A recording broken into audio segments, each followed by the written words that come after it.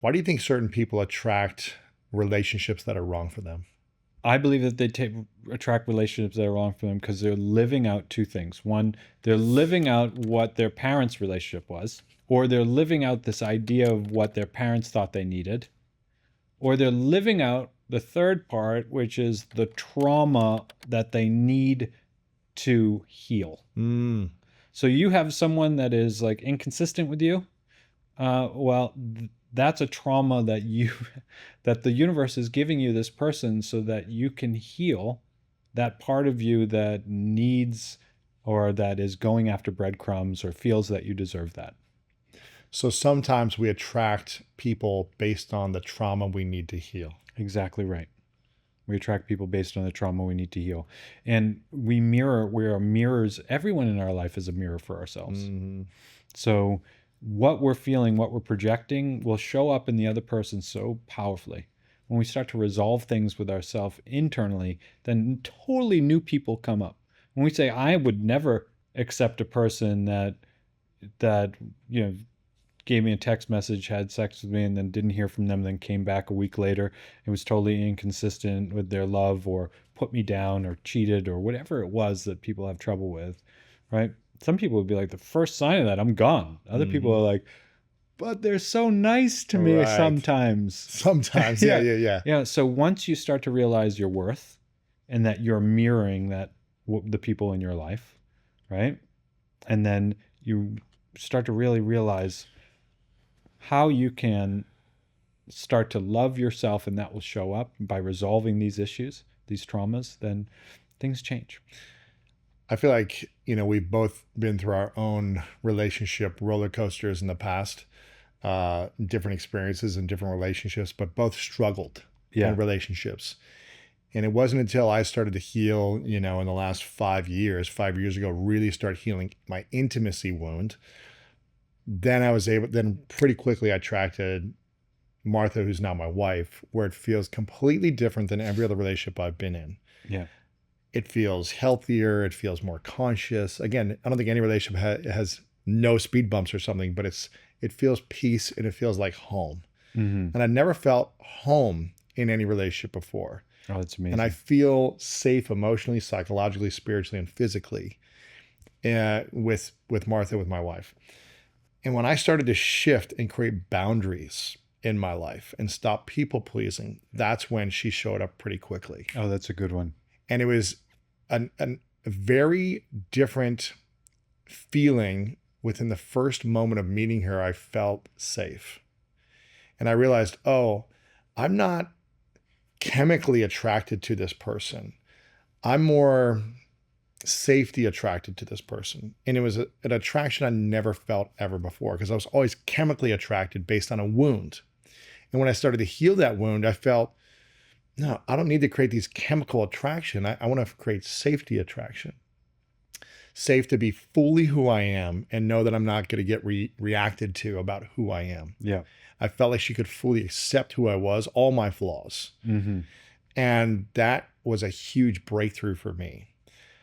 What was the breakthrough for you from the last 4 years of starting to heal Yeah.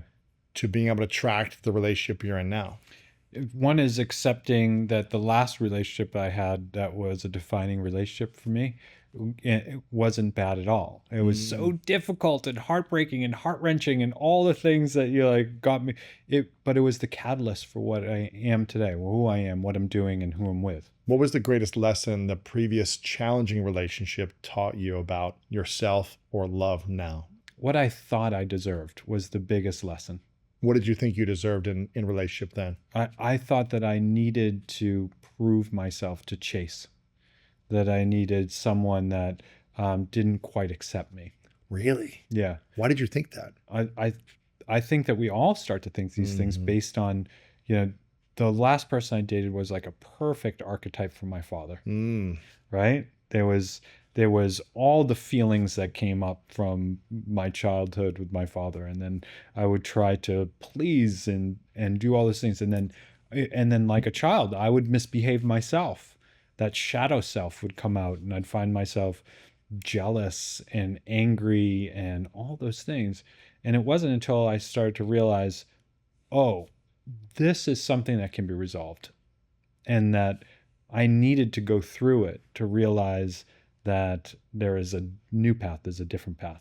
And that, like you said, there are many different kinds of love. People say love, and it's just like, oh, love. There's this romantic chemical love, which is not sustainable in my mind. well, it's fun. It's like Fun. a good time. It's like a Not nice, a sustainable, really though, fun yeah. drug, which is not sustainable. And then there is this loving. There's this platonic love that you have for your friends. There's familial love that you have for this bond of family, whether this energetically, perhaps souls have traveled before. And then there's this kind of soul connection, this loving kindness that is greater, which you're experiencing, and that I believe I'm experiencing. And it is this kind of sense of acceptance and wholeness that is more peaceful. And some people say in relationship, it shouldn't be this hard if they're struggling, right? And it should be. That relationship is meant to be hard so that you can learn something else. But when you're in a relationship that all of a sudden seems to flow and be easy, you're like, oh, This is nice. This is what it's supposed to be. This is nice. I This is never nice. experienced that until I was like 38. I never experienced peace in a relationship until, 4 or 5 years ago. Yeah, same with me. Really? Yes.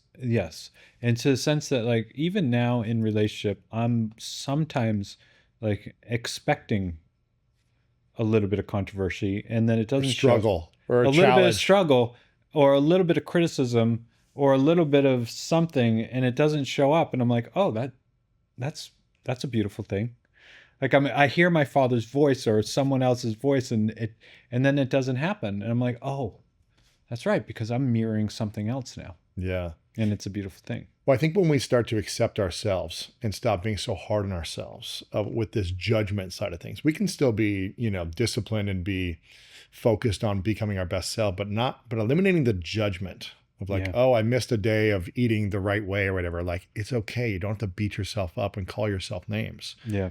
You can have some flexibility in your life as well, Yeah. And when we let go of the judgment of ourselves, of us thinking we're bad and wrong, or thinking we're stupid or not beautiful enough, whatever it might be, when we accept ourselves, I believe we're starting to mirror and attract someone else who can accept us as well. 100%. Because if we don't accept ourselves, we'll attract someone who will mirror that and will be chasing their approval or their acceptance. Yes. But if we accept ourselves fully and own it, we won't accept anyone else not accepting us, if that Yes. makes sense. You know what I mean? We'll be like, oh, you're criticizing me? No, this is just not aligned. And okay, we're just not meant to be together. Yeah. We don't need to be friends. We don't need to be intimate. Right. And that's okay. That's 100% okay. Right.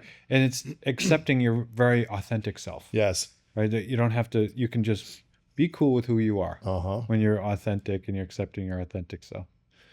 So why do you think people struggle so much today with accepting themselves, about who they are, where they're at in their life? Because I feel like that's one of the biggest things that holds them back from having peace and harmony in relationships. Mm-hmm. Yeah, I think that's a difficult thing to actually break into the awareness of. We're all caught in the movie, like I said. Now you have to break into the awareness and say, oh, I'm not accepting myself. And now how do I start accepting myself? Isn't that so obscure? Like, how do I actually start accepting myself? And it's a little bit of work. We have to go within and start to reparent and reprogram. And I think that we're all not accepting ourselves because that's the human condition. We're supposed to be doing this, right? I say something a lot, and it's, you're not doing it wrong. You're not doing it wrong. What if you were supposed to have all these issues so that you could grow and learn? You can't do it wrong. You're doing it exactly right. And so when we start to say, okay, what if I'm doing it right? We can take the pressure off this. And now I can go in and look at this objectively and say, by building awareness, I can recognize that these things are no longer working for me. I can tell because here are the results in my life. Mm-hmm. If you want to really know what your beliefs are, just look at what you have. Sure. And now how do I go in and start to reprogram? Mm-hmm. Now that I have awareness, how do I go in and start to change that internal dialogue, that subconscious mind, so that I can become something bigger? And that's where practices like the Ho'oponopono prayer or the I am that I am, or using hypno-coaching or hypnosis or whatever it is. Where did you grow up originally? In Boston. Boston. Yeah. In the city? I Or went like to school in Dorchester, and I grew up in a town called Brockton. this kind of smaller town outside of Boston, remember, near Boston? Or, Yeah. yeah. Yep. We both grew up, kind of average dudes, Yeah. right? Average dudes. I'm from a small town in Ohio, about an hour from Columbus. Normal lives, average dudes who were driven to accomplish and succeed, Yeah. right? But both of us ended up being with, beautiful actresses that are very successful and have a certain level of attraction, let's say. Mm-hmm. I had to go through my own healing journey to be able to be in a relationship with someone like that. How do you feel like you have set yourself up emotionally to be in a relationship that you're in with Jen when they have a different lifestyle than the way you grew up? And I can share my experience too, but I'm curious what you're comfortable sharing with this. Yeah, I think that's an interesting question, because I'm no longer the person that identity of that kid in Brockton no longer exists for me. I believe that we can shed identities. Yes. And sometimes you can notice this. I just had a 50th birthday, and I had people from every decade of my life at this birthday. Really? What was that like? It was pretty amazing. That's cool. So they were in there, and there was a big mix in there. And I had my, friends from college who were still punching me in the arm as they were walking by me in this room. Still living that old identity, right? In a beautiful way. Yeah. And then I had these new friends that I have that are very well known, and everybody got along really well. But what I noticed is that in each of my phases and seasons of my life, I have grown and allowed my identity to shift in a really authentic way. And so by the time that I actually met Jen, there was not this sense of, here is this well-known celebrity. It was more of, oh, this is a human that I'm connecting with. This is a human that I'm connecting with, and it feels good. And I don't have to, and it feels really natural and calm and flows. Not to mention she's incredibly down to earth, and she's just a very wonderful person in that way. But there wasn't this idea of I'm a small town boy and this is some big celebrity star or something. Yeah. So you're like them just connecting with a human being, a soul, exactly right, who's on their own journey. Exactly right. And she makes that very easy. I just feel like so many people struggle in finding that type of connection or that type of love or relationship that feels peaceful and harmonious and safe. And I'm grateful that you and I have found that and created it. It's really creating it, I think. Yep. It's not like it just found it. It's like we were very intentional about who we were going to be. And then once we found or attracted someone who was on a similar frequency, then we just said, hey, let's move forward with this, right? Yeah. It felt more calm, relaxed, effortless. It didn't feel like a chase or not enoughness. It felt like, here's a great alignment and let's just take the next step, right? Yeah. And it just, man, for so long I struggled in doing that. And I see so many people struggling in finding partners that make them feel safe. And the scarier thing, you and I both did this, I see so many people talking about how hard it is to get out of relationships that they know are not right for them. And they've known for years that are not right for them. So if someone watching or listening is in a relationship right now that they feel like something is off, they felt like for months or years, something is not right, how can they get the courage to have the right conversations to see if they should stay together or move on, or if they should? How do they get the courage to actually move on from a relationship they've been stuck in for years? And we both went through this. Yeah. We both lacked the courage when we knew probably this isn't the right thing for us right now. How do you think people can do that? Yeah. What I love about that question is that, people need to start to feel the pain a little bit more. Mm-hmm. Yeah. Because when you're in this, right, you feel as though, you start to numb it out. You rationalize, you accept it. This is just the way it is. You feed into those fears of like, oh, it's a lot of work to break up. And then how would we split the house and all those things? And so I want you to feel the pain a little bit more. So if you're feeling this now, imagine if you amplified it and 1 year later, it's even worse. And now 5 years later, it's even worse. And 10 years later, you're stuck in the same predicament, but it's even worse. And now think about your own death. You've died and you're unfulfilled. Now, are you going to allow that to happen? Do you deserve more? Because that's what you're going to wake up one day and that's what's going to happen. Yeah. And so when I work with clients, when I work with people, I get them to visualize the worst case scenario because it's often true. And so now I say, now I help guide people in a sense like, okay, so now think about this solution. Now think about the issue is over.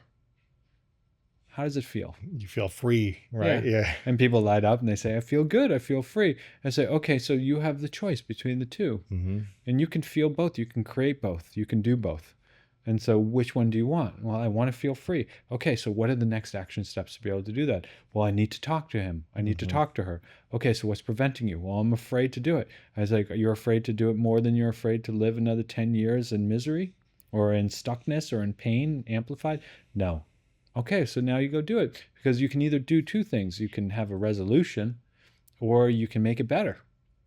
Yeah, that's the thing. It's either go all in, have the courage to talk about making it better. Yeah.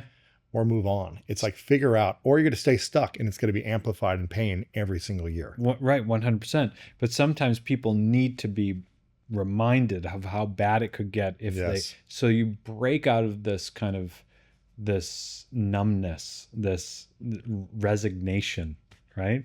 And it's just like make that thorn in your side a little bit. Because pain is the ultimate driver. It is more than pleasure. Where the thing that we do most is running from pain. Yeah. It's interesting because if you ask someone who's in that situation, they've been in a challenging relationship that's up and down, or maybe it's a little psychologically abusive, or they're not getting the love they feel they deserve, and you know they're struggling, and they talk about it weekly, or they're bringing it up, or you just see their energy down, and you know it's based on the relationship. And when you ask them, if you had a friend who was in this same situation, what would you tell them? Yes. And they're like, get out of this thing. Yeah. But why is it so hard for them to get out of it themselves when they could easily coach someone else? Hey, you're going through this, girlfriend or guy friend, like you shouldn't be in this relationship. Or if you tell them, hey, if you have a child and they are going through this, what would you do? You'd be like, I'd be telling them to get out of this thing as quick as possible. But you won't do that for your inner child. 100%. Why do we as human beings tend to stay in things longer when we know they're not right for us? Because we rationalize based on triggers, right? We make it more complicated than it is because there is this chemical in our body and we say that it's love. And now all of a sudden, you had that good experience and now you have a bad experience, and the bad experience you start to rationalize but this happened. But I felt so good when. In the beginning, it was different. In the beginning, it was different, and I know I can change them. And then, that's just them. Oh. Right? But the truth is, it's your own trauma, it's your own experience, and now you try to rationalize it so that you can get another hit of whatever it is, right? And there is a real thing about being addicted to someone. Yes. You can be addicted to someone. Addiction is never about the drug, right? Addiction is about the issues that drove you to the drug. So when we start to say, are you addicted to someone? Are you addicted to a person? Yes. I mean, love is the most addictive thing ever. So addictive. Thank you for watching this video. If you want more inspiring clips like this, make sure to click right here to subscribe and click right here to watch that next video that is specific to support you in your life.